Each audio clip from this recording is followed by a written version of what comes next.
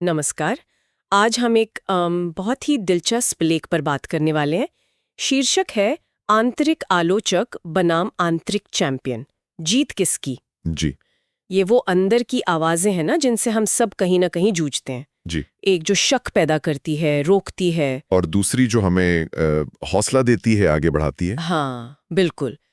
ऐसा लगता है जैसे दिमाग में कोई बहस चल रही हो हर वक्त। बिल्कुल, और लेख यही कहता है कि ये सिर्फ एहसास नहीं है, ये एक प्रॉपर मनोवैज्ञानिक प्रक्रिया है। अच्छा, हाँ, जो हमारी फीलिंग्स, हमारे फैसलों सब पर असर डालती है।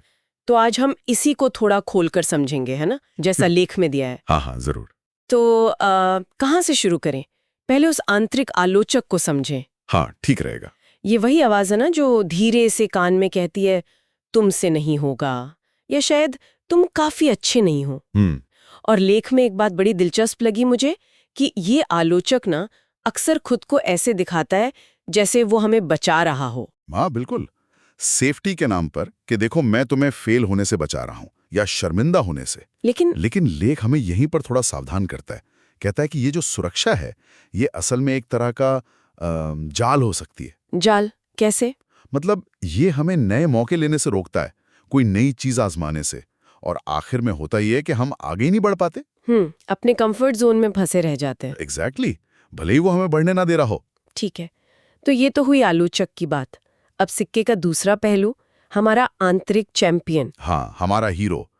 लेख इसे हिम्मत, खुद पर रहम और हमारी असली काबिलियत की आवाज बताता है। ये हमें याद दिलाता है कि हमने पहले भी मुश्किलों का सामना किया है और जीते भी हैं। सही कहा। और एक बहुत जरूरी बात जो लेख में है कि जब हम इस चैंपियन को सुनते हैं, मतलब कॉन्फिडेंस महसूस करते हैं, हाँ, तो इसका असर सिर्फ दिमागी नहीं होता। लेख के हिसाब से हमारे ब्रेन की केमिस्ट्री तक बदल जाती है, पॉजिटिव तरीके से। अरे वाह, मतलब फिजिकली भी फर्क पड़ता है। जी हाँ, ये सिर्फ पॉजिटिव सोचो वाली बात से कहीं ज्यादा गहरा है। ये तो वाकई बड़ा इंटरेस्टिंग है। तो फिर सवाल ये उठता है कि अगर किसी की आलोचक वाली आवाज ज्यादा हावी हो, हम्म। तो वो इस बैलेंस को अपने चैंपियन की तरफ कैसे झुका सकता है? लेख कुछ तरीके बताता है इसके लिए। हाँ हाँ बिल्कुल। लेख में कई प्रैक्टिकल चीजें दी गई हैं। जैसे कि एक तो ये कि आलोचक जब कुछ नेगेटिव बोले तो उसे पहचानना सीखें और फिर उसे चैलेंज करें। मतलब ये सिर्फ एक विचार है, कोई पत्थर की लकीर नहीं। ठीक है, और दूसरा तरीका है जर्नलिंग, मतलब अपने ख्यालों को लिखना। लेख कहता है कि लिखने से ना हम उन नेगेटिव बातों को खुद से थोड़ा अलग करके देख पाते हैं। अच्छा, ताकि उनका असर कम हो जाए। हाँ, और लेख में माइंडफुल ब्रीथिंग यानी ध्यान से सांस लेने का भी जिक्र है, और विजुअलाइजेशन का भी। विजुअलाइजेशन मतलब कुछ अच्छा सोचना, कल्पना करना। जी। लेख के मुताबिक ये तरीके हमें शांत रहने में मदद करते हैं और अपने चैंपियन के लिए एक, कह सकते हैं, सेफ मेंटल स्पेस बनाते हैं। ये समझ आया। पर एक बात और, लेख ये भी साफ करता है कि ये सिर्फ तकनीकें जानने की बात नहीं है। तो रोज का अभ्यास, प्रैक्टिस बहुत जरूरी है। माइक्रो एक्शन की बात की गई है। माइक्रो एक्शन मतलब छोटे छोटे कदम। हाँ बिल्कुल, छोटे मैनेजेबल कदम। लेख कहता है कि इनसे धीरे धीरे चैंपियन के लिए एक मोमेंटम बनता है जो फिर बड़े बदलाव लाता है। और इसमें शायद बाहरी मदद भी काम आती होगी, जैसे लेख में अकाउंटेबिलिटी पार्टनर का जिक्र है। हाँ बिल्कुल, किसी दोस्त या साथी का होना जो आपको याद दिलाता रहे, आपको ट्रैक पे रखे। इससे क्या होता है? लेख के अनुसार इससे हमें ये एहसास रहता है कि हम अकेले नहीं हैं, और ये पूरी प्रक्रिया को मजबूती देता है। अच्छा, और एक और भाग, लेख इस पर भी जोर देता है कि हम अपनी छोटी छोटी जीतों को पहचानें और उनका जश्न मनाएं।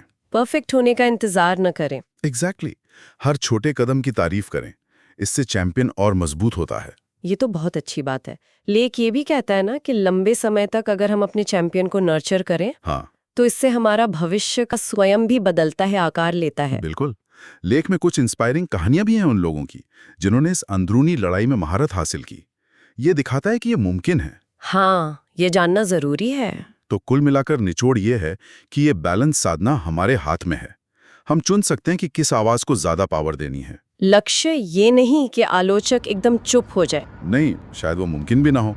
लक्ष्य है चैंपियन को इतना मजबूत बनाना कि उसकी आवाज ज्यादा असरदार हो, वो लीड करें। समझ गई। और आखिर में लेख हमें एक सवाल के साथ छोड़ता है कि आज, अभी ऐसा कौन सा एक छोटा सा कदम, एक माइक्रो एक्शन कोई भी उठा सकता है हाँ, जिससे वो अपने अंदर के चैंपियन को बस थोड़ा सा ही सही और मजबूत महसूस करा सके? बिल्कुल।